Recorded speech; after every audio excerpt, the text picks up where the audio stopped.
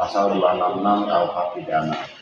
Di situ dijelaskan dan ditegaskan bahwa terkait dengan apa yang diberikan pendapat itu berkesesuaian dengan apa yang posisi hukum yang terjadi saat ini.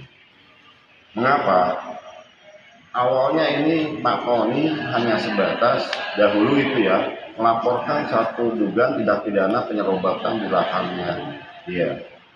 Nah, selanjutnya saat itu tahun kurang lebih hampir 90 ya, tahun 98-an itu udah dilaporkan terdapat memang penyerobotan. Memang di lokasi tersebut memang terkenal, memang banyak ya mafia-mafia tanah atau ya kenal biong-biong yang memanfaatkan lahan yang memang belum dimanfaatkan untuk digunakan atau disewakan kepada pihak-pihak lainnya. Nah, saat itu Pak Tony melaporkan adanya dugaan penyerobatan tanah.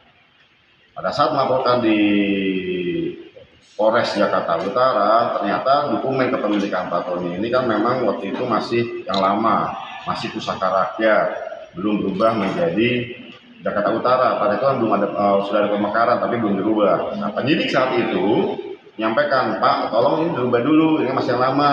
Ya kan memang tidak akan merubah kepemilikan itu sendiri dari Pak Tony. Sertifikat atas nama tetap atas Pak Tony. Hanya yang berbeda adalah masih di wilayah Bekasi, sedangkan saat itu sudah Jakarta Utara. Nah, atas itu Pak Tony minta bantu waktu itu, ya udah Bang, tolong dibantu diurus. Bulan dia sibuk, udah diurus lah, permohonan dan sebagainya dibuat. Sudah saat itu tiba-tiba ya prosesnya pengukuran dan lain sebagainya atau apapun juga Pak Tony juga tidak diinfokan, tidak diundang dan dipanggil. Nah, setelah jadi serahkanlah sertifikat ini Pak, sudah ganti belangko Jakarta Utara, dicek luasan, ukuran, batas-batas masih tetap sama, tidak ada yang berubah, sama sekali tidak ada yang berubah. Nama pemiliknya Pak Tony dan adik kandungnya Pak Tony, Pak Joni, seperti itu, tidak ada yang berubah sama sekali. Nah, yang terjadi adalah kemudian akhirnya Pak Tony digugat dalam perkara dengan pihak ketiga lainnya yang seakan-akan mengaku atas nama tersebut yang sebelumnya dan dahulu tidak pernah muncul ya. Nah, karena tiba-tiba muncul ya, akhirnya dalam proses persidangan ya tentunya guna untuk membela kepentingan dan hak-haknya Pak Tony mengajukan bukti-bukti termasuk tidak terbatas yang digunakan pada saat itu adalah pengacara Pak Tony, sertifikat. Dalam sertifikat ada berita acara penelitian.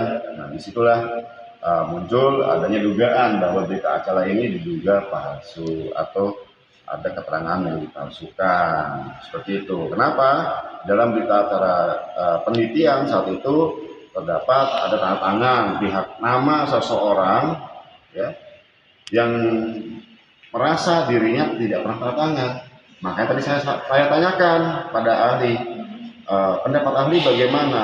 Apakah seseorang yang tahu-tahu tiba-tiba muncul mengaku namanya sama, akan tapi dalam berita acara penelitian tersebut tidak ada identitas orang tersebut, apakah dia bisa mengaku?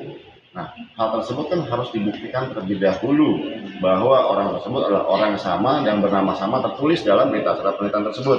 Tidak bisa demikian, saya misalnya nama saya dicantumkan di berita acara penelitian lah, tiba-tiba saya datang, nama saya ini saya bukan yang tanda tangan, sedangkan dalam berita acara tersebut tidak ada identitas saya. Seperti itulah kira-kira penjelasannya. Nah, hal tersebut digunakan sedemikian rupa ada pihak-pihak lain yang memang saat ini ingin merampas atau mengambil alih atau ingin menguasai lokasi tanahnya Pak Tony menggunakan dengan cara-cara dan menunggangi yang notabene ya diduga menunggangi ahli waris untuk menggunakan cara-cara hal-hal terobosan-terobosan hukum.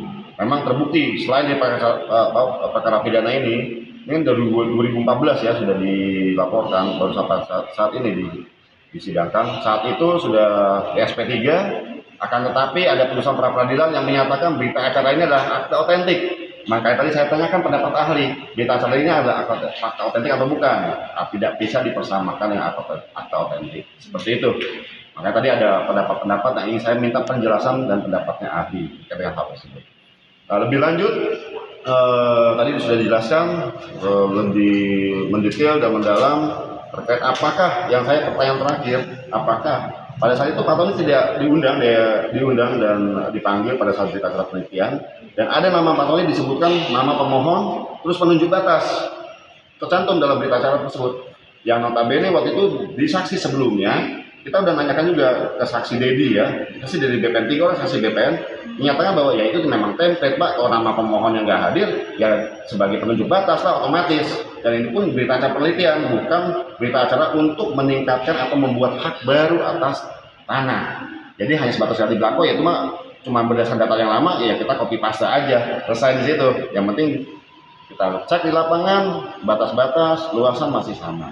Nah, tadi pendapat yang saya tanyakan kepada ahli, apakah dengan ketidakhadiran Pak Tony, apakah terjadi adanya template dalam berita acara tersebut merupakan satu pemenuhan unsur-unsur dalam 266 ayat 1K atau 2K. Ternyata ahli berpendapat bahwa hal tersebut tidak memenuhi unsur-unsur yang nyatanya diduga dan didakwakan. Demikian.